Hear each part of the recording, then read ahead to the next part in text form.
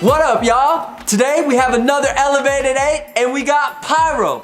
Man, this is an old school cat, super cool. I'm super happy we were able to get him on this event.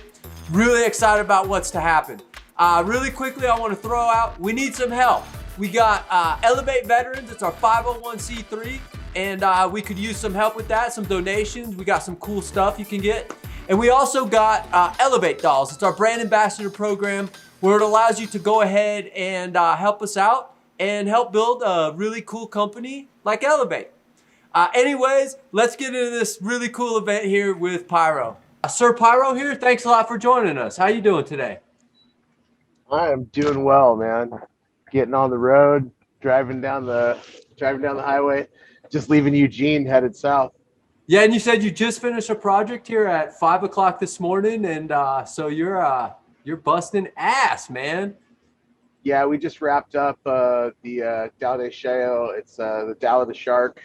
It's 6 hammerhead sharks on a new style of double uptake recycler, double uptake, double drain, with a quad donut in the center. Yeah, it was a pretty fun experiment, and we pushed it to the limit, and definitely had fun doing it. Hell yeah, that's the way it's supposed to be. Well, I can't wait to see that thing. First question for me is, how did you start blowing glass, man? How did you get into this crazy Use thing? Stargazer. I started out in 99, 98, and 98, beginning of 99. And I Harvey home and living out in Tequilma, working at a bus.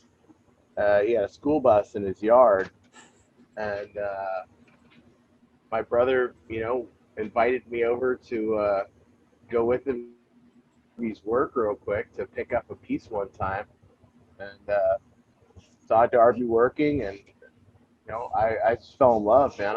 I wanted to go to culinary school at the time, and I was 16, and I just gotten out of high school, started taking some college classes, and was getting bored real fast, and found glass blowing and just fell for it, man. I just jumped off the cliff, and I've been doing it ever since. That's awesome, man. That's really neat. I mean, 98, 99, that you're literally one of the OGs in this. It doesn't get much older than that. I don't think so. I keep hearing that, dude. Yeah, I I've been mean, doing it for a while, man. yeah, we were talking with Bandu Dunham, and he started out when there was not even color, and that was only in the 90s. So yeah, you're OG, and thank you for pushing this and making this scene happen, man.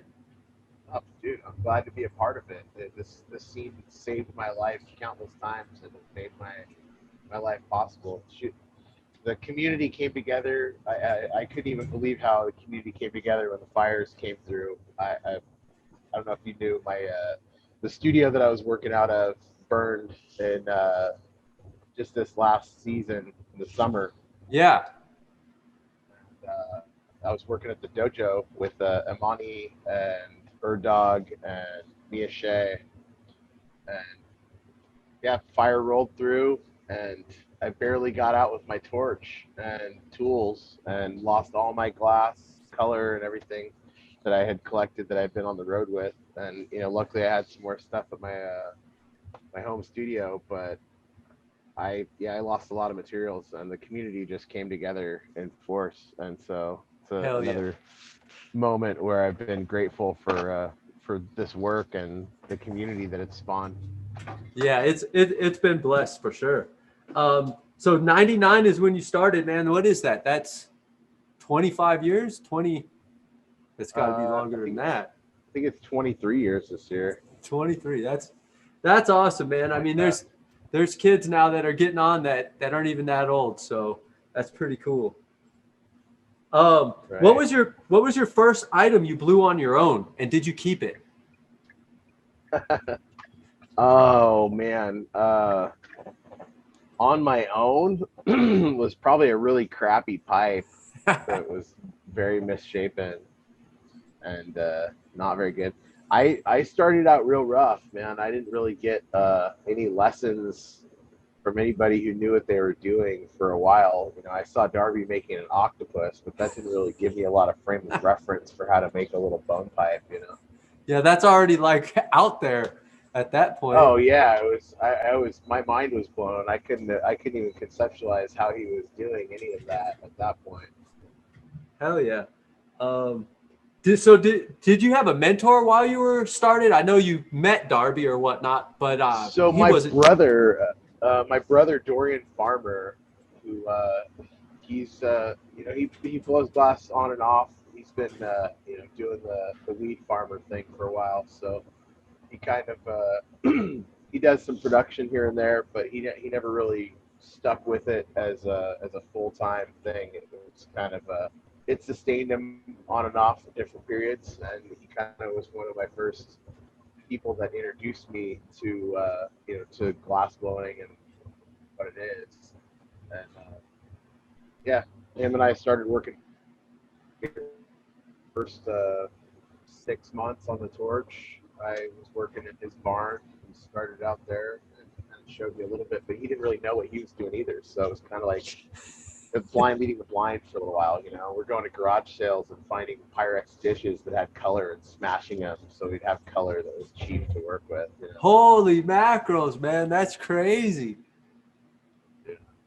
Yeah, I used to get these like peach colored Pyrex dishes, and if you smash them and pull them down, it makes like this really nice like translucent root beer brown. All right. And so that was the first color you were able to work with, probably, huh? That and some white Pyrex dishes, and we found some cobalt Pyrex dishes. Holy mackerels, that's neat. Yeah, no, before we knew where to order color, we were going to yard sales and buying Pyrex dishes and smashing them. But that's the first I heard of that. That's neat, man. It works. It's Boro compatible. Yeah, no doubt. You know, and I heard Pyrex doesn't even use boro now. They've somehow figured out how to use soft glass and to make it withstand this temperature shit or something like that. So that was definitely yeah, this was old Pyrex. You know, it's old Corning. the real So stuff. you know, yeah, it was classic old Corning, probably made in like the 70s. You know, it was again like yard sale stuff. So you know, we were finding cobalt blue and you know peach colored and all this stuff. It was old scratched up pots and pans and such that had you know been around for a while. And what did something like that cost you back then? Like $1 for a dish or something? 50 cents, $1. So it's nice cheap color, yeah. Oh yeah, you get like a pound of color. That's pretty cool. Yeah. Yeah, you gotta smash it and pull it down. But we got a bunch of white, you know. Like we didn't know to get white back then. There was no company that we knew of to order white. There was no like good like it was you know it was a few years before like the little Boro sticks came out or Star White or anything. Like we didn't really know. I mean, at that point we didn't even know where to order color. So we were just like, oh, I wonder if this dish will work. Let's get a dish and smash it. And what it costs us $1. Fuck it. Do you have any? And were you able to save a piece from the era of time where you use some of that as color? Oh no, man. I was making like really cheap 50-cent wholesale rapid rake spoons, you know. Right. Were you fuming it at that time as well? Yeah. Hell yeah. That's cool. We started doing silver fume rapid rake was first thing.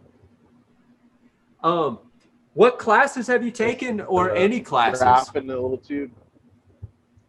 I don't think I've actually.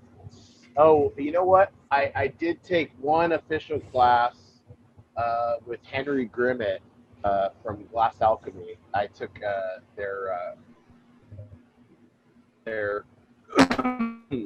introduction to color and then their color mastery and teaching vacation course. So like Henry taught you know 15 years ago or so. That's when you took the class? A color master course. So yeah, and so you could learn, you know, all the different elements about how to work with their colors and how to teach how to work with their colors. And so that's I got a certification from Glass Alchemy as a color instructor, you know, Hell yeah, that's cool, man. Yeah, that's pretty much the only class I actually took. I pretty much I did get one early lesson.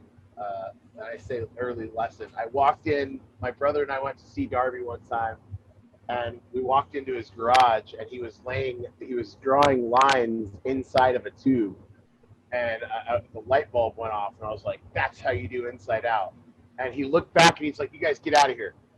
Get out of here!" We're like, "Okay," and he sent us out of the room.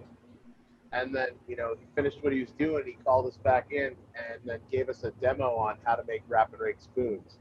So I got like a 10-minute demo from Darby on how to make rapid rake spoons, and I'll always be grateful to him for that, because that was like kind of for my brother, and I got to sit in on that, and that was like I basically got a free lesson from Darby on how to make rapid rake spoons. So Right.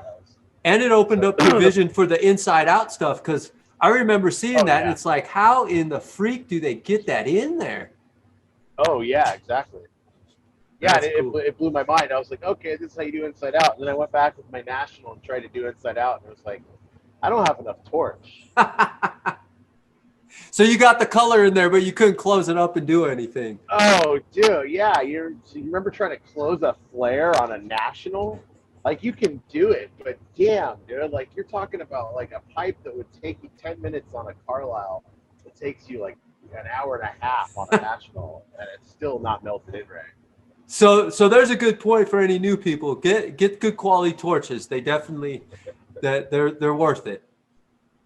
It will make a heck of a difference. I mean, as far as how well you advance in your ability to work with materials.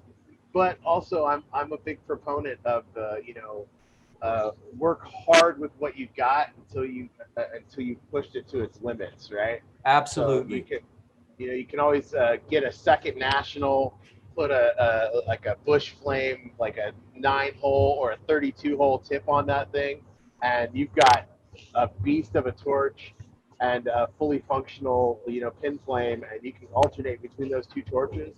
And for like $350, you've got a really, really solid torch, pair of torches that'll get you through a lot of work, and they'll also transfer over to a lathe. So if you later get a lathe, get some longer necks, use those same heads, and you've got lathe torches. So that's a very good point. I didn't get to use a national until, man, I had already been blowing glass like 12 years, and it was at Champs, and I seen them, and I was like, well, this is crazy. And now I have some, and I truly, like you said, that's probably the first torch a blower should get, because it will last you the rest of your life. You can change the heads. You can turn it into a little Smith torch. It does everything.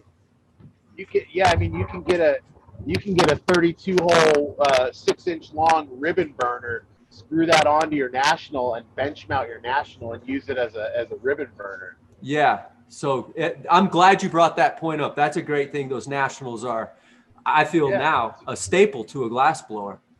It's a really versatile tool. I mean, I own 3 of them. Point said. Yeah, that's cool, man.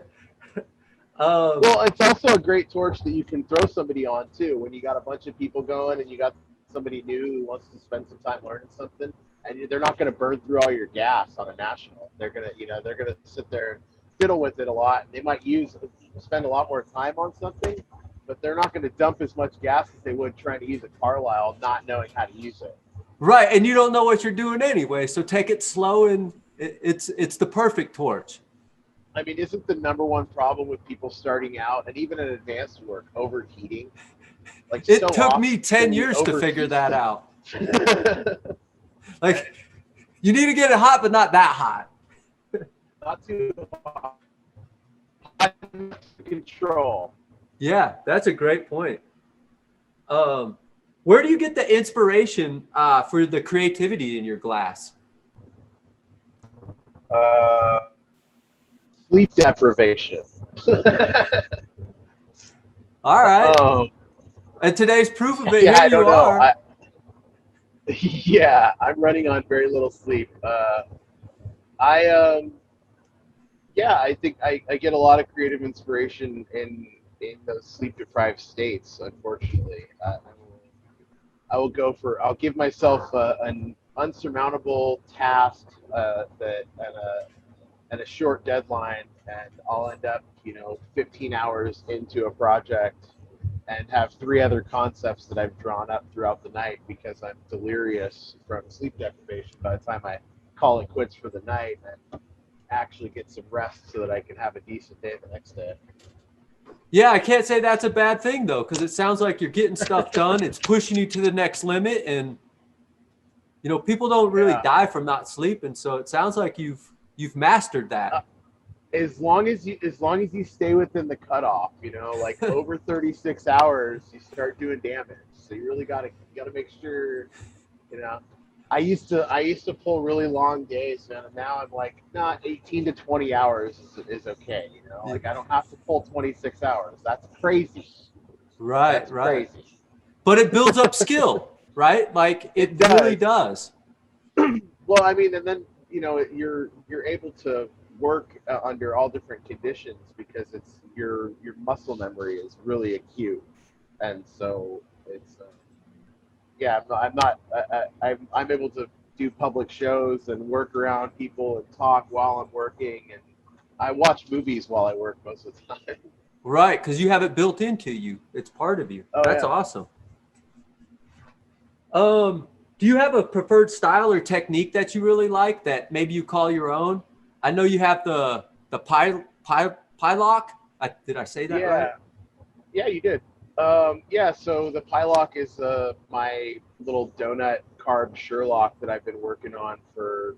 The first one I made was in 2003, but I started actually producing them and called it the Pylock about 6 years ago, and I started actually, making the mini ones and different sized ones and more elaborate ones, and have been exploring that avenue as one of my styles that's sort of my form that nobody really else does. But as far as pattern work, for the last like 3 years, I have been struggling to gain mastery over this wigwag technique that I've been messing around with, and it started out with doing flames and picking flames, creating flame patterns, and using like a raking technique to accentuate the flames, and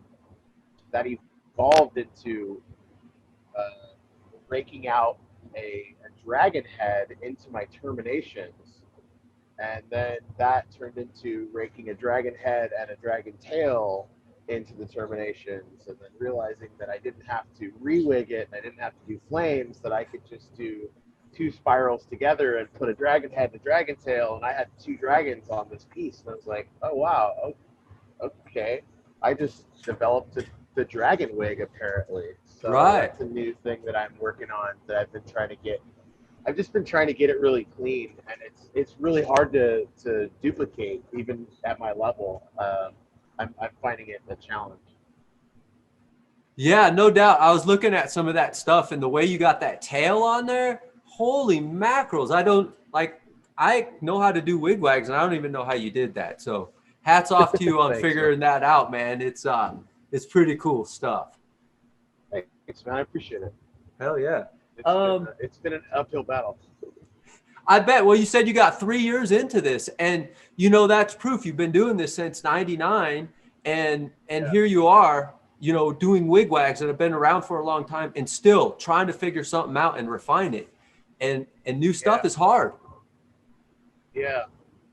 Yeah, and I just came out with 2 new recycler designs this year that I'm going to start producing. One was experimental with the Tao de Shao, the piece that I just made with Bill. And so I'm looking forward to experimenting with that design. And then I did the Debdo Cycler. I just did one with Maddie White, and I did one with Untitled Glass. Man, that's cool. I can't wait to see that stuff.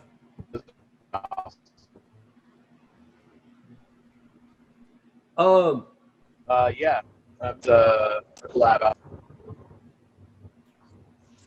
Do you have periods in your career where you have shifted like completely different where you were just doing tubes and then you went to just pipes or vice versa? Like sometimes I hear now people are just only making dirt pearls. Oh man, that sounds tedious. Yeah. Yeah,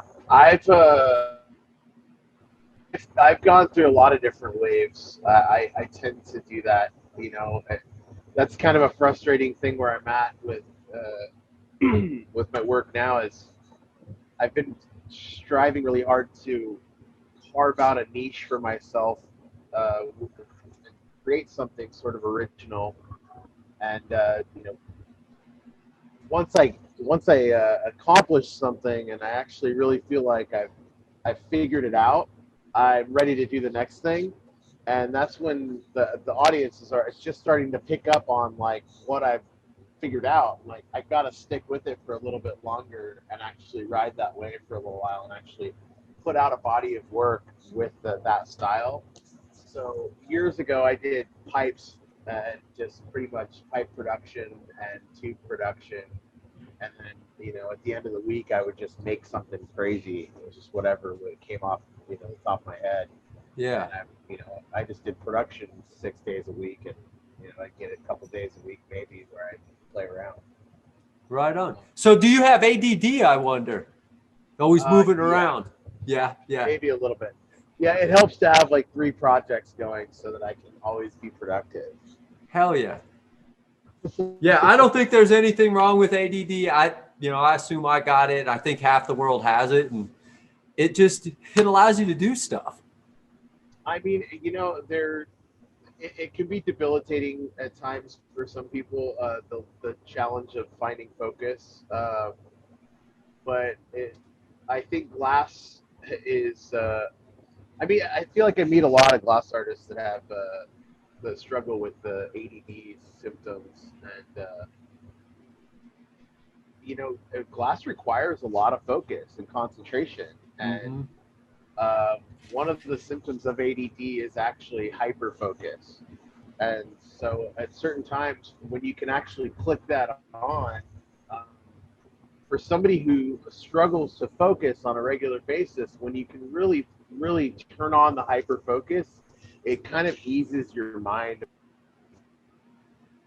struggling to find.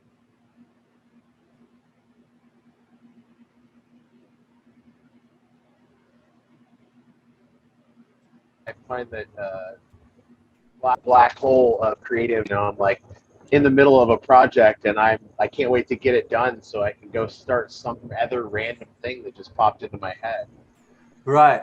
I also find that's really great that you can hyper focus and just have all these projects and just bounce around.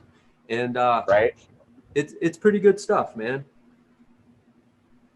What are your favorite items to blow? Pipes, rigs, pendants, just wigwags? What do you really love?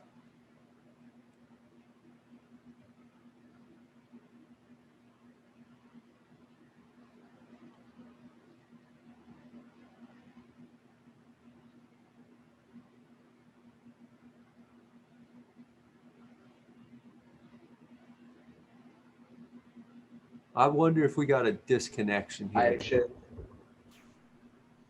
I really enjoy experimenting with function and just seeing what I can develop from and my motto is to evolving the ritual consumption of cannabis through art. Yeah, yeah. So that was a great project this weekend, that you were talking, or today, where you're talking about doing a new functional piece and everything. That really, I'm sure, got your juices flowing on that. That's awesome. Oh yeah, I had just designed that concept a few days prior, and then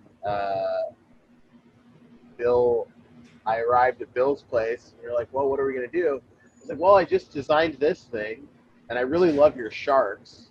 He's like, well, I could do some sharks, and like, well, if I modify this design like this, and we do that, instead of doing this thing here, instead of putting this tube there, we'll just put sharks over here, and we'll do sharks as the uptakes and sharks as the drain.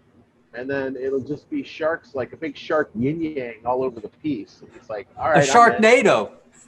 Yeah, it kind of looks like that too. It is like there's 6 hammerhead sharks like swimming all around this piece, and we fully captured motion. Like they all are in full motion. Yeah, that's awesome. Um, what is your favorite color to work with?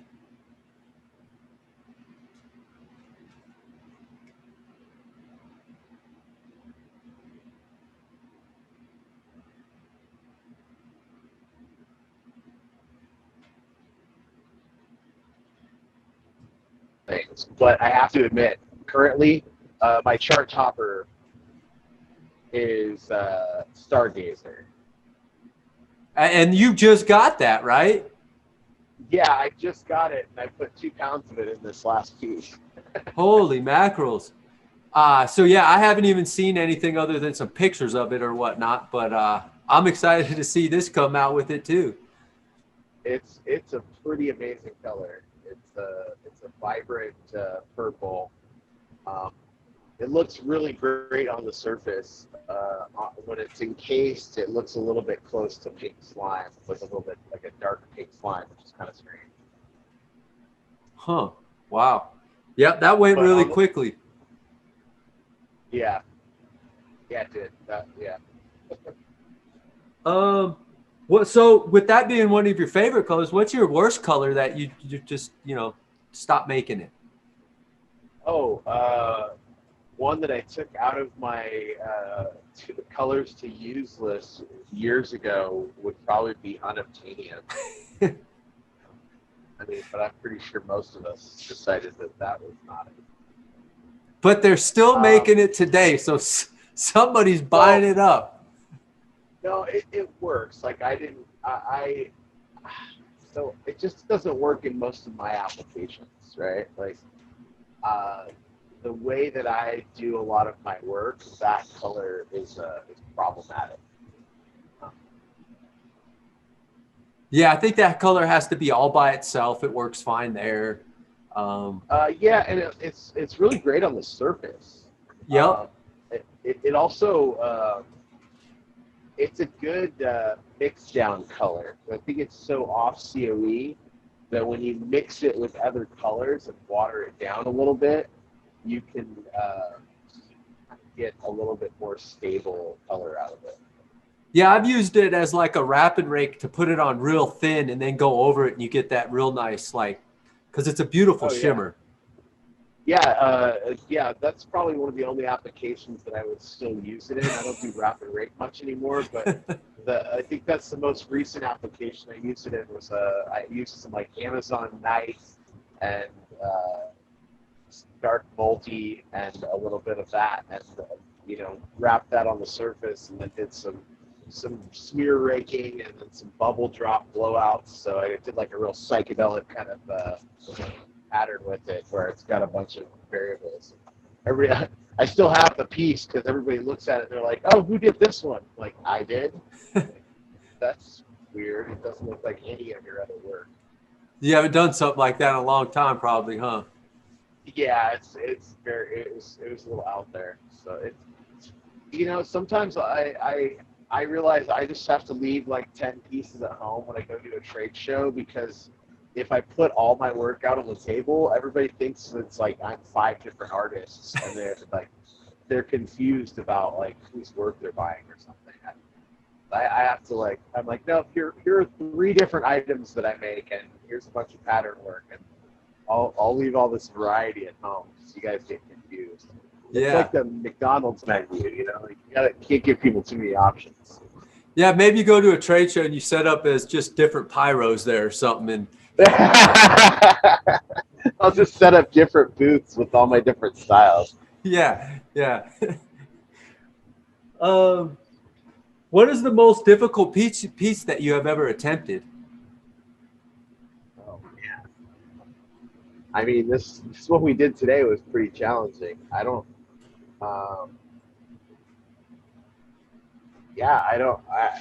That's cool. Know.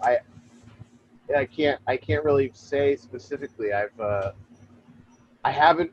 There's not really anything off the top of my head that I've attempted that I feel like I haven't been able to accomplish. If I can't visualize the execution of it, I don't start the project. That makes sense. Do you, so with that said, do you spend, you know, like, I would assume sometimes, you know, some time, an hour or so, just really running through your head. How are you going to put this piece through? How do you even build it? Like that pie lock, that's craziness. Yeah, the biggest challenge with those becomes putting in the different pattern work, right? So like trying to get the pattern work to flow smoothly while doing this complex design is that's the biggest challenge. Like I can drop a design that I could easily make out of clear or a solid color, and it would be, you know, really a challenge to build, but not a major challenge. But then I decide, all right, well, I want to put 5 in Calmos and a bunch of Reticello sections, and some Dragon Flames, and some, you know, all this different stuff onto it. Incorporate all that pattern work into this form. Now I have to modify how I do, like my order of operations changes for certain elements in order to get the colors to match up properly, in order to get them to flow properly. And there's every time you change and modify your color pattern, your color scheme, it modifies in small ways exactly how you have to execute the piece. Right, like if you got a wigwag and one side's black and the other side's white, that you got two different viscosities there now that you got to fight when you're putting your piece together.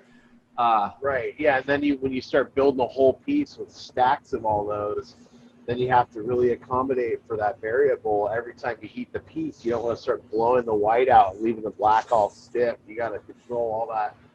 That's yeah. There's a lot of those little variables. Well, this is a question. Do you collaborate often? It sounds like you do collaborate a lot, huh? Yeah, I've been doing it more and more. I spent most of the first 15 plus years of my career working in manufacturing in Southern California. I ran crews. And I had a bunch of students, and I did some collaboration back then, but for the most part, you know, I just kind of coordinated my students to help me make stuff. And we mostly teaching them how to make production and working on my own projects, sometimes getting a little assist here and there. But I think yeah, I recently kind of shifted up my lifestyle.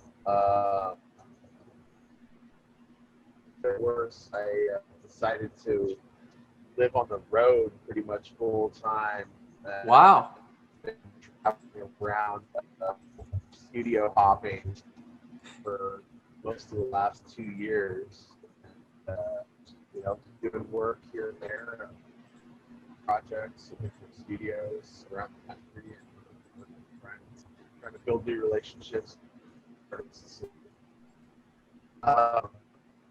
Collaboration that we can share and learn more. Yeah, that sounds really neat, man. Just traveling around like that, meeting a lot of people. I got to imagine, you know, you're really helping people grow with their skills. You're seeing new things for skills, and just that's got to be really cool. Just traveling around, and man, there's a lot of studios out there. Yeah, that's for sure. It's pretty eye-opening. You know, everybody has a little bit different ways of doing stuff. You know, it's always interesting being in other people's spaces as well. There are times when I miss just kind of being like, this is my studio.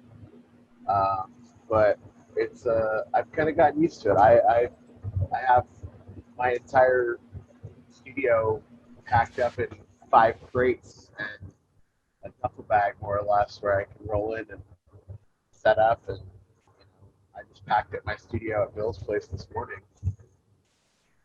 Well, if you're ever rolling through Colorado Springs again, man, stop on by again, because I had a great time playing on the torch with you last time. So Hell yeah, man. Fucking, I will definitely. I, I've been trying to make it out that way. I bought this van a few months back, and due to COVID and the DMV and all this stuff, like it's been 10 months now, and a paperwork hold up, and I don't have a license plate, so I haven't been able to legally leave the state. And I was already supposed to be in California like 9 months ago, so now I'm like finally getting caught up, and I'm gonna deal with the paperwork and DMV. I got a long Well, story short. it's a good thing those DMV people didn't do any work but still got paid. That's a good thing. Yeah, right. Because they weren't essential, but they were essential because yeah. Man, So, it's pretty crazy, man. It put a damper on my time, but yeah, that was the whole point of that was that I was planning on coming out there already, and I hope to make it out that way before summer. all right, well, keep us on the radar, man. Oh, for sure. Have you ever competed in any events yourself? Yeah, I've competed in the glass games, the Champs Glass games, for the last 7 years. Wow, yeah. So do you enjoy the pressure of that stuff? Earlier you were talking about you got the muscle memory, so you're good and you can deal that. So is it more enjoyable? Yeah. I have fun with it. I think for me, like, I'm not a very competitive person. It's I like to do things because they're fun, not because I win. Um, it's, so I don't know. I think for me the biggest appeal over the years to the glass games has become the camaraderie of friends and the friendships that I've built with other artists and the closeness that I've developed with people over the years through that mutual push to strive to do something better and to beat ourselves, because really we're out there, we're really not competing with anyone else. We're really pushing ourselves to make the best that we can. And then you look over your shoulder and like, oh wow, this guy really killed it. God damn, he's good. Or she's amazing. Wow, like that person's really talented. I'm truly like standing in the presence of greatness, man. Like there's a bunch of talented people around here, and it's awe-inspiring to be in that space and really to have those moments of that shared pleasure and plight of the challenge of trying to conquer your own creativity. Right. And everybody's fighting the same battle there. Like,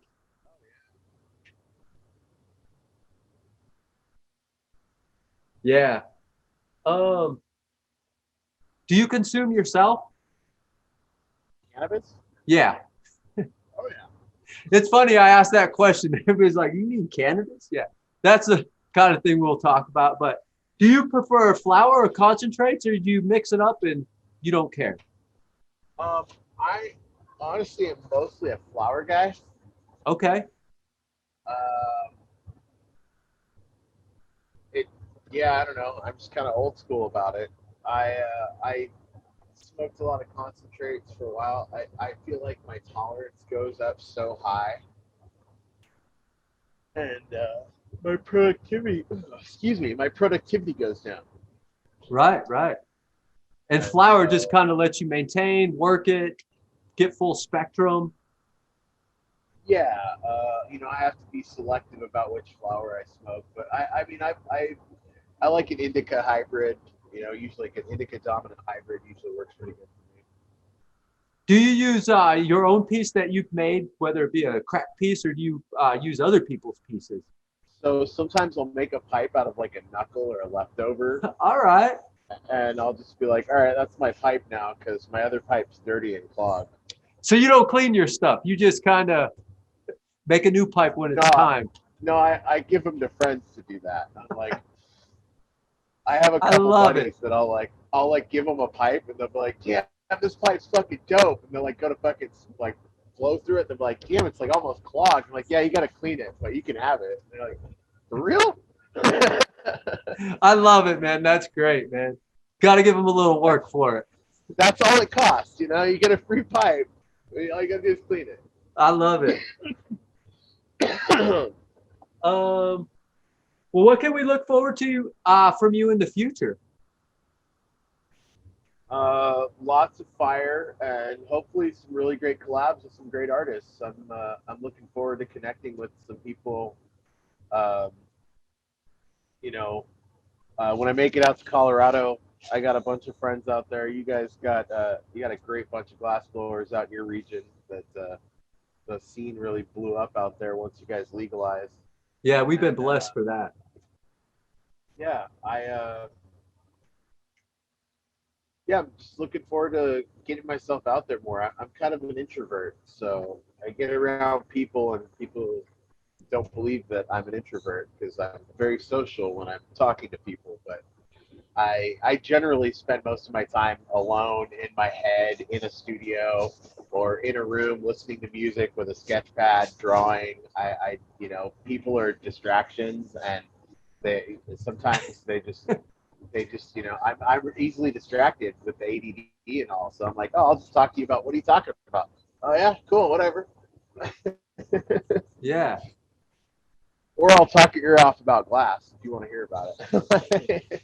Yeah, that's where I'm at. I love talking about glass, but most people are like, "What are you talking about, crazy person?" Oh yeah, right. They're like, I was lost a while ago. Yeah. Do you want to give out any shout outs to anyone? Um, I would just, I guess, say, you know, big thanks to Yashin and the Everdream crew for coming through after the fire and sending me a care package. Like all those cats, most of them I haven't met. I'm super grateful. I felt blessed to receive that. Mad love out to Huge and all those cats out there at Evertree.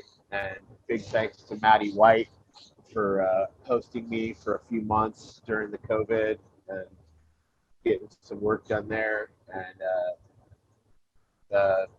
like-minded Glass up in Portland, my boy. Thank you for housing me for a little while during the cold of the winter. And Bill Burrows just now for doing some awesome work, man. Really stoked to get the opportunity to work with that cat. We've been talking about working together for a while. And now we got 5 more irons in the fire. As soon as I get back up in the area, we got a bunch of other cool projects. I came in and was like, hey, I want to do this. And he's like, all right, cool, man. I'll make parts. We'll make that. You tell me what you need. We'll put it together. And then as we were talking, he's like, yeah, I got this other concept. I might want to do this thing. I'm like, dude, hell yeah. We started drawing up his concept. I'm like, well, we'll do that next time I come out. We'll, you know, you take lead and I'll support you on the project and we'll build what you want to do. So Yeah, that's awesome, man. You just mentioned that taking lead. So when you collaborate with people, do you feel it's better for one person to kind of lead and the other person help? Or is it just sometimes just going as 2 leaders? Or how do you prefer it? I mean, honestly, it 100% depends on the skill level and skill sets, the qualifications of each artist. There are some cases where It's a good point.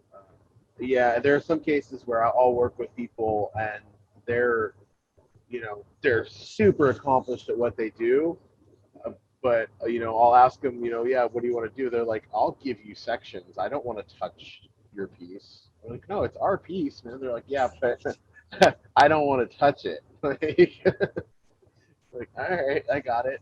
You know, Right.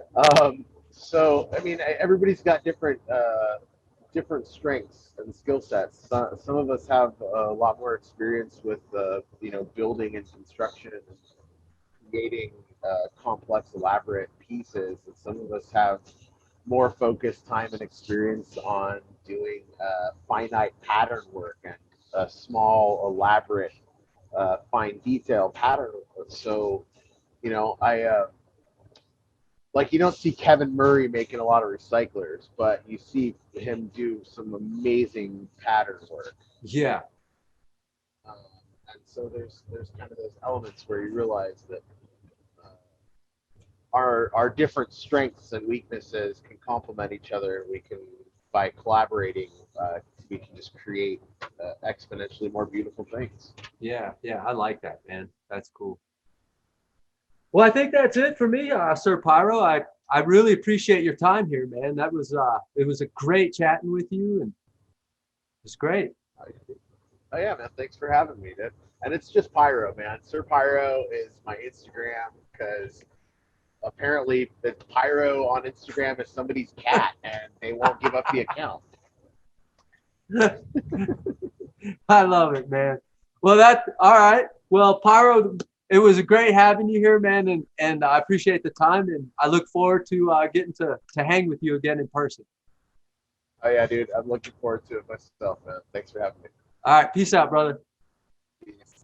Well, all right, y'all. That was super cool hanging with Pyro. I loved it, driving the whole way and still deep in conversation. It was great. That proves how the guy is just, getting out there, doing all kinds of stuff. It was great. I want to throw it out there. We need help. We got this really cool Elev8 doll brand ambassador program, and you get to join it. It's free. And if you participate in our Elev8 University, you get to join some other cool programs that we have in Elev8 Dolls, Elev8 Wings, and Elevate Your Life. And we give away all kinds of really neat prizes because you're helping us to build Elev8. We also got this really cool thing, Elev8 Veterans. It's our 501c3 where we help rehabilitate and reacclimate veterans into society with glassblowing classes, as well as consumption units like the Silver Surfer, because it is one of the most healthy ways to consume cannabis if you're going in through your lungs, as well as you can make edibles with it. Anyways, peace out. Thanks a lot for watching Elev8. And if you like what we're doing here, subscribe. Tell your friends. Peace out, y'all.